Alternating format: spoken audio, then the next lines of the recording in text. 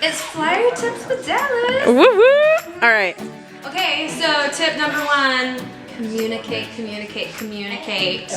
You can talk, you can squeeze, whatever system works for you, always be in communication with your base. Number 2, keep your core tight. Most of the time, you're going to be planking as though your life depended on it. Keep it tight, and that includes your core, your butt. So please don't let your body get all noodly, because that's when accidents are going to happen. You're going to know the stunts where it's okay to be loose.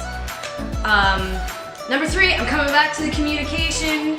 Trust, and you have to follow through. If you start a lift and you decide halfway through that you don't want to do it, you're probably both going to get hurt. Probably you more than your base. But you have to follow through to keep these safe and to obviously be successful. Number 4, keep your body weight centered when you're climbing on someone.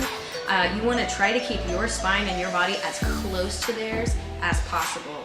If your butt's hanging off the back or something like that, all of your weight, including your base, you're going to start to fall backward. So you try to think of yourself as being one with them. All right, and number 5, I think Luke already spoke to this. Number 5, your base assists you. You provide the momentum. 9 times out of 10, it's all about you getting it up there. Honestly, the flyers do most of the work. And if you're doing it well, your base literally is just kind of like scaffolding holding you. Okay, maybe I'm shortchanging them. You do most of the work. Next tip, number 6, do not grab one another's hands, because if one of you is going down, that's how things get broken.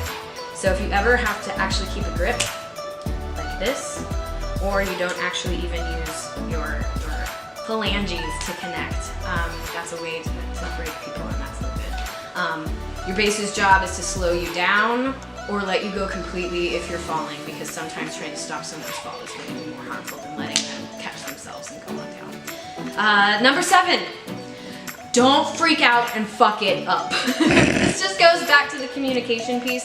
There have been times where Luke and I have messed up, and we just communicate, whether that's feeling where the body weight's going, or just saying down, or folding over and collapsing myself on his body. And he's like, oh, she needs down. This was going wrong. But just do what you can to get down safely. Don't freak out.